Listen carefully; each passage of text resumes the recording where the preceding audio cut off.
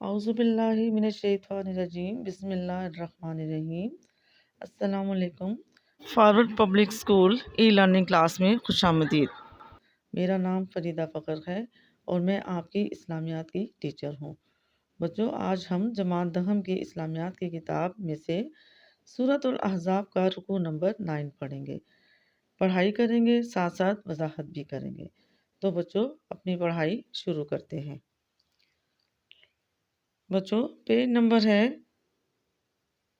79، آیات ہیں 69 سے لے کر 73 تک۔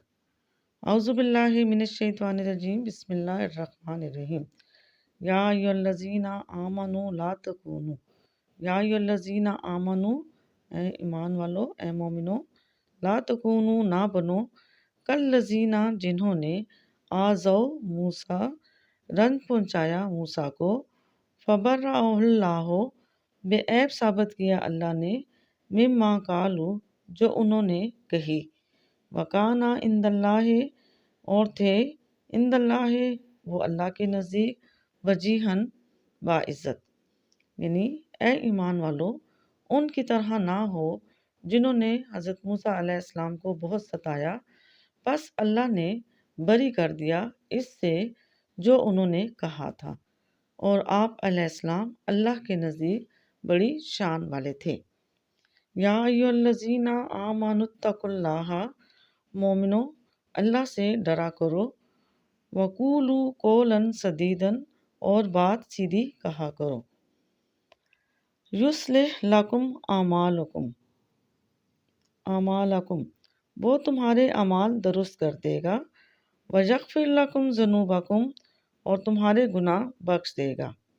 یعنی تم اللہ سے ڈرا کرو اور سیدھی بات کیا کرو تو اللہ تمہارے اعمال درست کر دے گا اور تمہارے گناہ بخش دے گا۔ وَمَن یُطِعِ اللَّهَ وَرَسُولَهُ، اور جو شخص اللہ اور اس کے رسول کی فرما برداری کرے گا، فقط پس فاز فوزن، مراد پا لے گا، عظیماً، بڑی۔ تو بچوں، اس کی وضاحت کو دیکھ لیتے ہیں۔ قوم بنی اسرائیل اللہ کو بہت عزیز تھی، انہیں طرح طرح کی نعمتوں سے نوازا گیا، طرح طرح کے تحفے تحائف من و سلوہ نصیب ہوا، مگر اس کے باوجود یہ قوم اپنے پیغمبر کو نہایت تنگ کرتی، تنگ کرنے کے لیے بے شمار سوالات پوچھتی۔ انہیں اللہ اور موسیٰ علیہ السلام کی نبوت پر ایمان تھا، مگر حضرت موسیٰ علیہ السلام کے ہر حکم کی خلاف ورزی ان کی فطرت بن چکی تھی۔ تو بچوں، اللہ تعالیٰ نے حضرت موسیٰ علیہ السلام کی امت کی مثال دے کر حضرت محمد صلی اللہ علیہ وآلہ وسلم کی امت کو یہ مثال سمجھا رہے تھے کہ تم بھی کہیں بنی اسرائیل کی طرح اپنے پیغمبر کی گستاخی نہ کرنا۔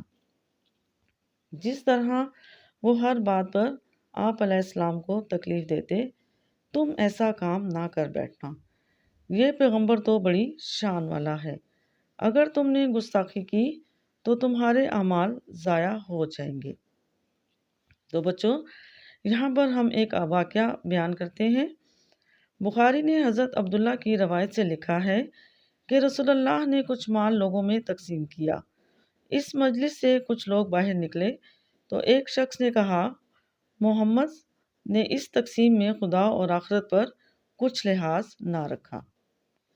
یہ بات حضرت عبداللہ بن مسعود رضی اللہ تعالیٰ عنہ نے سن لی اور جا کر حضور صلی اللہ علیہ وآلہ وسلم سے عرض کی کہ آج آپ صلی اللہ علیہ وآلہ وسلم پر یہ باتیں بنائی گئی ہیں۔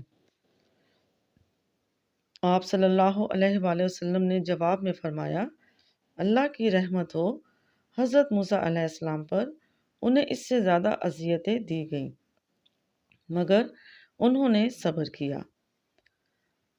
اس پر اللہ تعالیٰ نے فرمایا، اے ایمان کا دعویٰ کرنے والو، تم بنی اسرائیل کی روش اختیار کر کے میرے محبوب کی دل آزاری نہ کرنا، ورنہ تم کو اس گستاخی کی ایسی سزا ملے گی جس سے نجات کے سارے دروازے بند ہو جائیں گے۔ تو بچوں، یہاں پہ اب آیت ہے وَقُولُوا قَوْلًا سَدِيدًا، یعنی بات سیدھی کہا کرو۔ اللہ تعالیٰ کا فرمان مومنوں کے لیے ہے، اے ایمان والو، اللہ تعالیٰ سے ڈرو اور درست بات کرو۔ مراد سیدھی بات کرو، یعنی وہ بات جو اللہ کو پسند ہو۔ ایسی بات زبان پر نہ لاؤ جو آپ صلی اللہ علیہ وآلہ وسلم کو تکلیف دے۔ کچھ لوگوں نے حق تک پہنچنے والی بات، کچھ نے کہا انصاف کی بات، بعض نے کہا سیدھی بات۔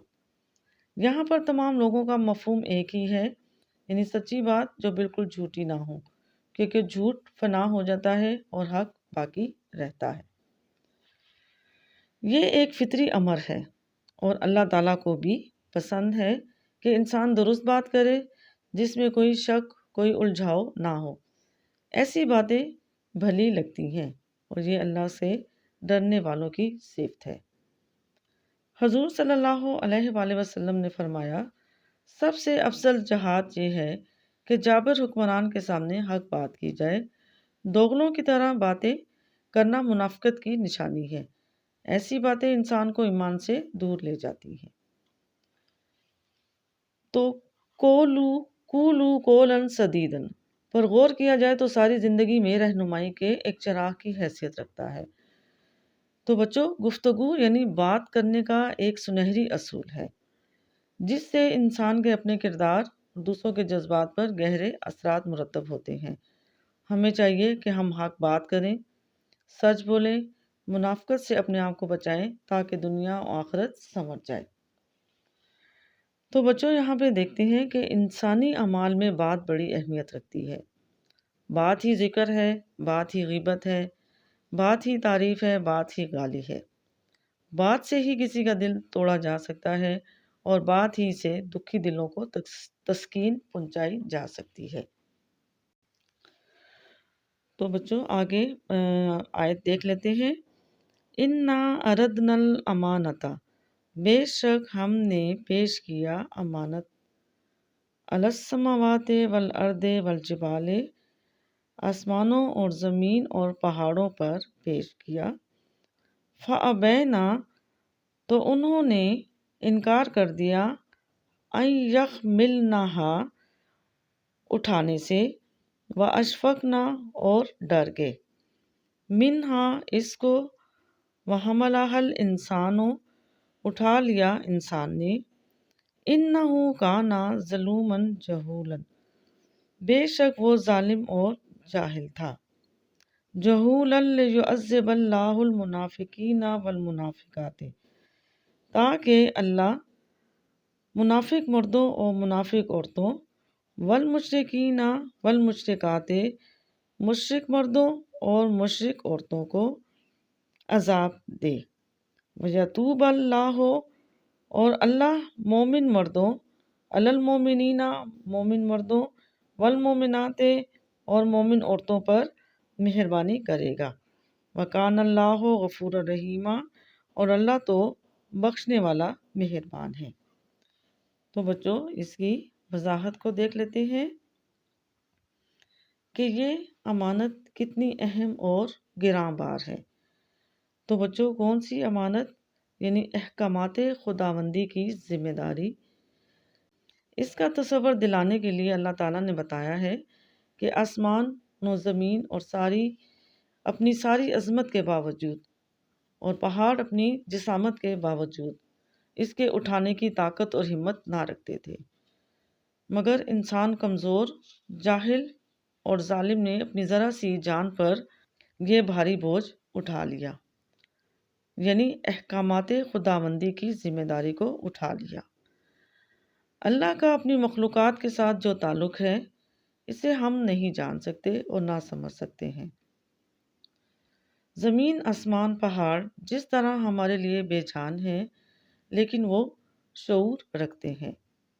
تو بچوں اب انسان بے فکرہ بن کر رہتا ہے اور اسے احساس نہیں کہ وہ کتنی بڑی ذمہ داری کا بوجھ اٹھائے ہوئے ہے۔ دنیا کی زندگی میں جو فیصلے وہ کرتا ہے ان کے صحیح یا غلط ہونے کے کیا نتائج نکلنے والے ہیں، اسی کو اللہ تعالیٰ نے اس آیت میں ظالم اور جاہل قرار دیا ہے۔ وہ جاہل ہے کیونکہ اس کمزور نے اپنے آپ کو غیر ذمہ دار سمجھ لیا ہے، اور وہ ظالم ہے کیونکہ خود اپنی تباہی کا سامان کر رہا ہے۔ یہ جملہ ان لوگوں کے لیے فرمایا ہے جنہوں نے امانت کا یہ بوجھ اٹھانے کے بعد اس کا حق ادا نہ کیا اور اللہ کے رسول کی اطاعت نہ کی، یعنی کافر اور منافق لوگ۔